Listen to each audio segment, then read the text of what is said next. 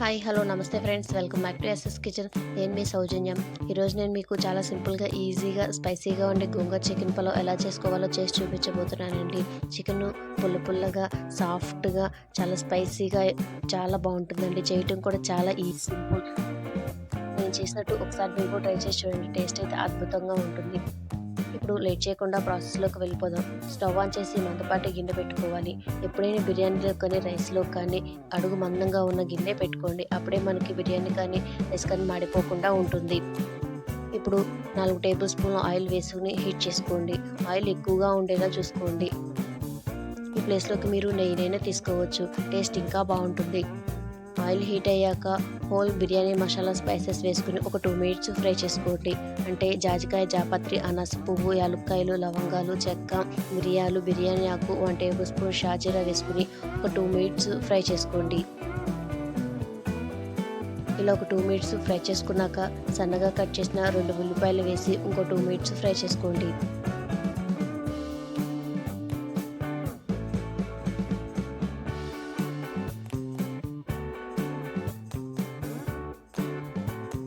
ఇప్పుడు 2 టేబుల్ స్పూన్ల ఉప్పు, కొంచెం పసుపు వేసి ఆనియన్స్ లైట్ గోల్డెన్ కలర్ వచ్చేంత వరకు ఫ్రై చేసుకోండి. ఆనియన్స్ ఖచ్చితంగా లైట్ గోల్డెన్ కలర్ వచ్చే వరకు ఫ్రై చేసుకోండి. అప్పుడే మనకి టేస్ట్ బాగుంటుంది. ఇక్కడ ఉప్పు నేను కొంచెమే వేస్తున్నానండి, మళ్ళీ తర్వాత కర్రీలో కూడా వేస్తాను. కాబట్టి ఏమాత్రం టెన్షన్ పడకండి.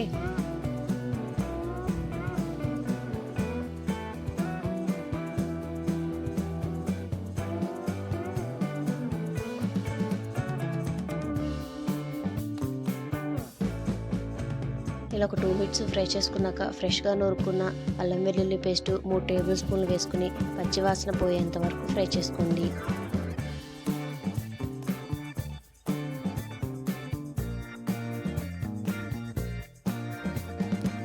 ఫ్రెష్గా నూరుకున్న అల్లం వెల్లుల్లి పేస్ట్ అయితేనే మనకి టేస్ట్ బాగుంటుంది. కాబట్టి అప్పటికప్పుడు నూరుకున్న అల్లం వెల్లుల్లి పేస్టే వేసుకోండి. ఇలా ఒక 2 మినిట్స్ ఫ్రై చేసుకున్నాక కేజీన్నర చికెన్ని శుభ్రంగా ఉప్పు, పసుపు వేసి వేసుకుని కొంచెం సాల్ట్ వేసుకుని చికెను సాఫ్ట్గా కుక్ అయ్యేంత వరకు ఫ్రై చేసుకోండి. ఇందాక మనం ఉప్పు 2 టేబుల్ స్పూన్లు వేసాం కాబట్టి ఇప్పుడు కూడా ఇంకో 2 టేబుల్ స్పూన్లు వేసుకుని చికెన్ సాఫ్ట్గా అయ్యేంత వరకు ఉడికించుకోండి. అంటే చికెన్ మనకి సగం ఉడికితే సరిపోతుంది, మిగిలిన సగం మనకి రైస్లో ఉడుకుతుంది.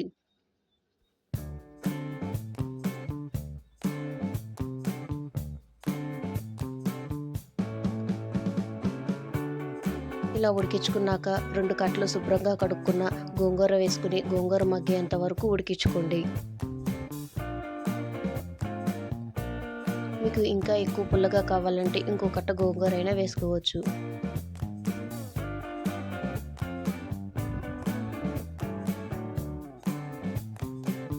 ఇలా గోంగూర మగ్గిపోయిన తర్వాత ఒకసారి కలుపుకొని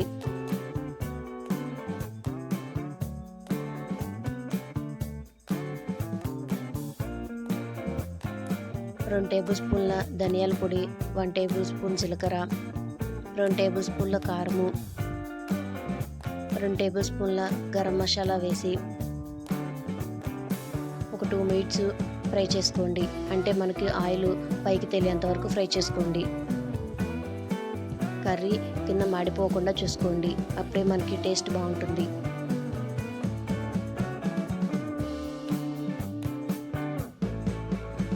ఇలా ఒక 2-3 మినిట్స్కి ఆయిల్ పైకి తేలుతుంది.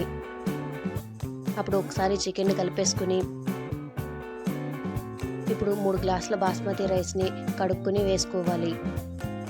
ఇక్కడ మేము 5గురికి సరిపడా బిర్యానీ చేస్తున్నామండి, కాబట్టి 3 గ్లాసులు బాస్మతి రైస్ తీసుకున్నాము. మీకు ఎంత రైస్ కావాలంటే అంత రైస్ తీసుకోండి. ఇలా రైస్ వేసుకుని ఒక 2 మినిట్స్ ఫ్రై చేసుకోండి. ఎప్పుడైనా పల్వా చేసేటప్పుడు వాటర్ని ఒకేసారి వేయకుండా ఇలా రైస్ వేసి ఒక 2 మినిట్స్ ఫ్రై చేసుకుంటే రైస్కి ఆ మసాలాలన్నీ పట్టి టేస్ట్ చాలా బాగుంటుంది. కాబట్టి ఒకసారి ట్రై చేసి చూడండి.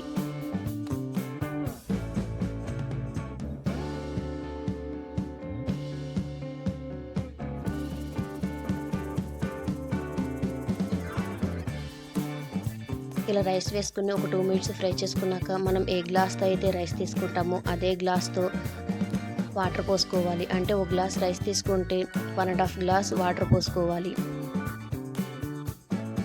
ఇక్కడ నేను రైస్ ఎక్కువగా తీసుకున్నాను కాబట్టి వాటర్ ఎక్కువగా తీసుకుంటున్నాము. కాబట్టి మీరు ఖచ్చితంగా గుర్తుపెట్టుకోండి. ఒక గ్లాసు రైస్ తీసుకుంటే 1½ గ్లాసు వాటర్ తీసుకోండి. ఇలా వాటర్ అంతా పోసుకుని ఉప్పు సరిపోయిందో లేదో ఒకసారి చెక్ చేసుకోండి. ఇప్పుడు ఒక లెమన్ని జ్యూస్ పిండుకోండి. కేజీన్నర చికెన్కి ఒక లెమన్ సరిపోతుంది. ఇలా ఒక నిమ్మకాయ నుండి తీసిన జ్యూస్ని పోసుకుని కొంచెం కొత్తిమీర వేసుకుని కలుపుకుని ఒక 10 నిమిషాలు ఉడికించుకుంటే ఎంతో టేస్టీగా ఉండే మన చికెన్ పులావ్ రెడీ.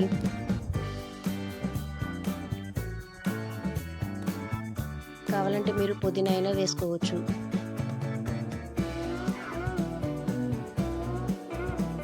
ఇలా 10 నుంచి 15 నిమిషాలు ఉడికించుకోండి. తర్వాత ఒక 5 నిమిషాలు రెస్ట్ ఇవ్వండి. ఇంతేనండి, చాలా సింపుల్గా ఈజీగా ఉండే గోంగూర చికెన్ పులావ్ రెడీ. ఇందులోకి ఏ కాంబినేషన్ అవసరం లేదంటే టేస్ట్ అయితే అద్భుతంగా ఉంటుంది. కాబట్టి ఒకసారి మీరు కూడా ఖచ్చితంగా ట్రై చేసి చూడండి. మీరు ట్రై చేసి మీకు ఎలా వచ్చిందో. Okay, thank you friends, bye.